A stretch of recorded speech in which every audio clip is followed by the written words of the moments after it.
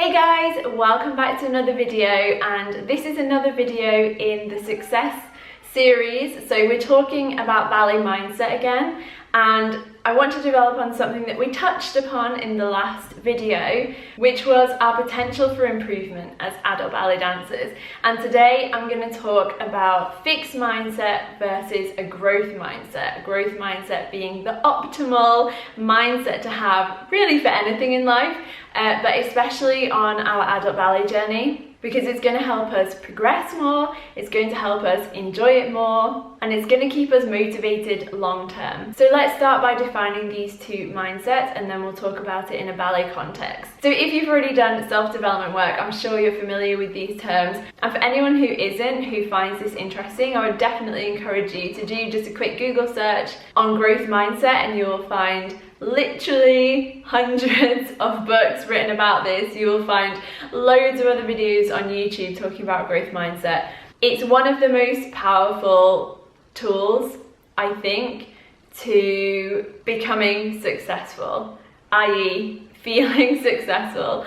And also when you feel successful and you're working towards things for yourself, for your own success, you will also become successful to other people on the outside as well. So as a very general definition, a fixed mindset is where you think of your own abilities, your own personality, different aspects of yourself and of other people as being quite fixed, i.e. having a very strong genetic basis and things that are extremely difficult to change.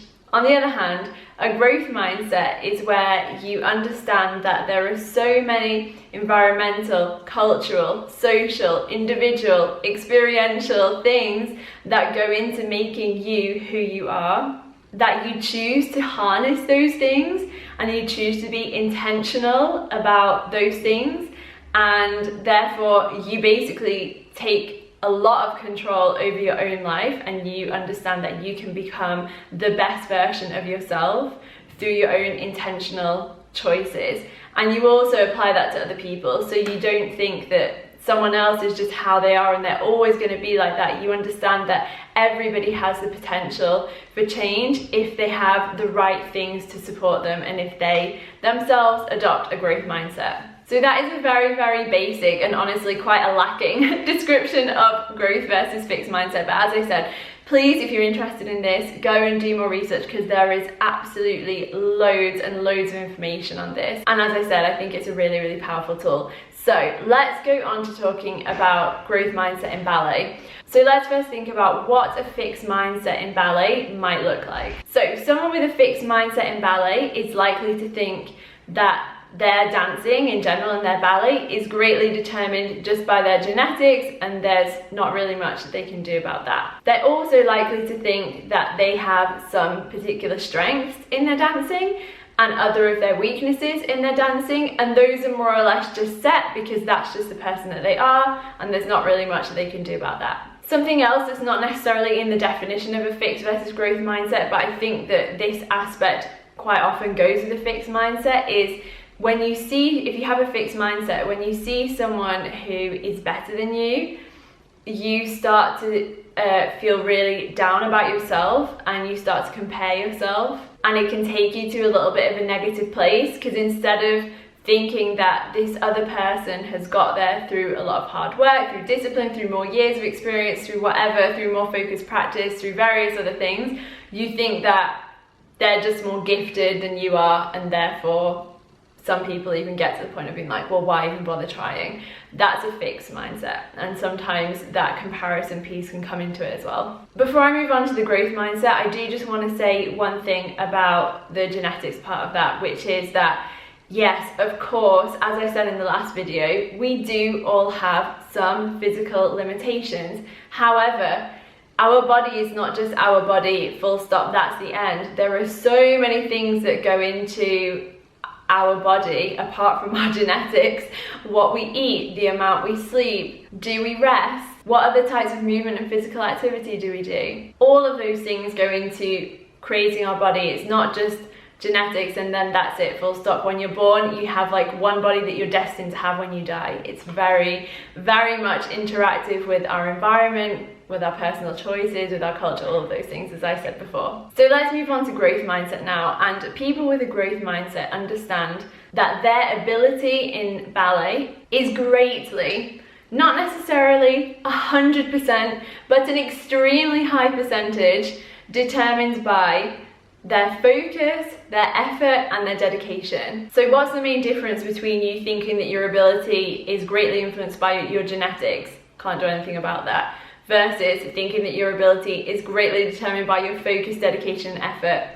You can do everything about that. So you see, this is us empowering ourselves through a growth mindset to be able to get to where we want to be and feel successful along the way. And of course, because of that, someone with a growth mindset is going to celebrate their strengths and celebrate because they know that they had part to do with that, their own effort had part to do with that, and they also know that they can work on their weaknesses as well as, of course, continuing to work on their strengths. But they don't just accept weaknesses and say, well, that's it, I'm never going to be good at pirouettes, I might as well not even try. When we're doing pirouette exercises, I'll just do it at the back, the minimum required, and that's it. They understand that in any aspect of ballet, there can always be improvement, even if they're not the most natural turner. Hello, me.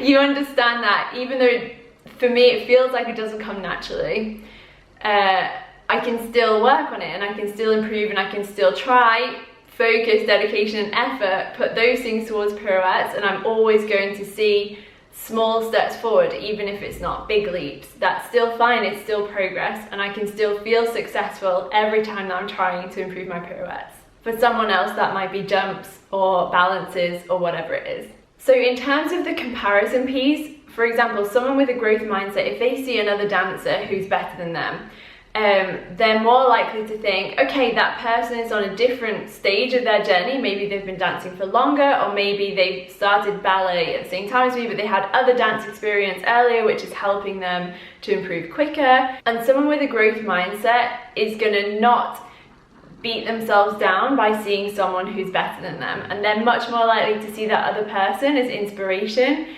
rather than taking it as like a bad thing and putting it on themselves and feeling down about it.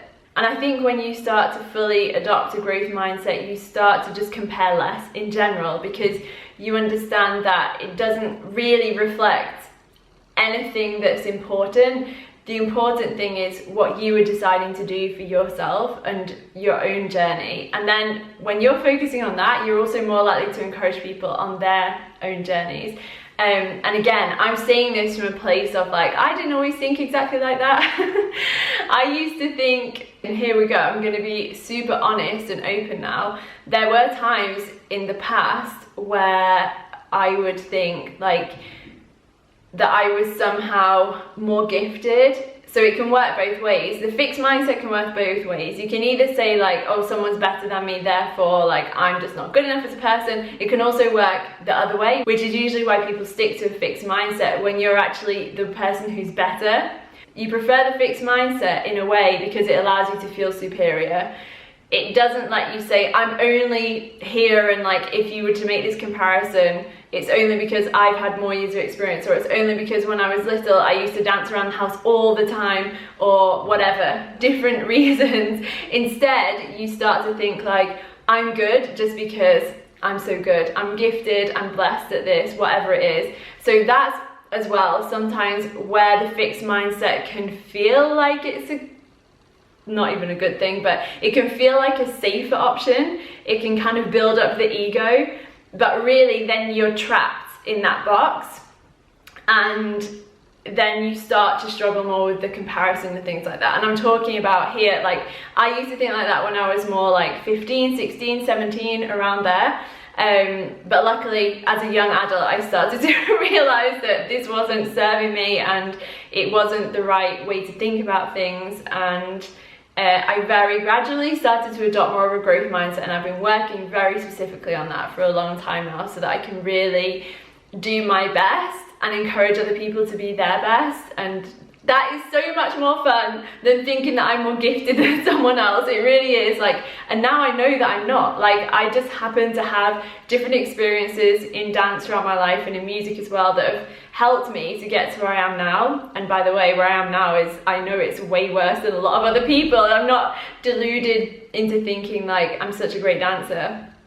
I am where I am, doing what I'm doing, and it's okay. Like, this is where I am right now, and it's kind of like just honoring that and understanding that I can go further, and also the other people. Like, I want to lift other people up and give people the encouragement that they can also get to where they want to be if they're willing to focus, dedicate, and put in effort to get there. So guys, sorry for that little rant at the end, but I thought that sometimes talking about these mindset things, and they can feel a little bit floaty and far away, sometimes it's good to have like real example. So I'm putting myself on the firing line there.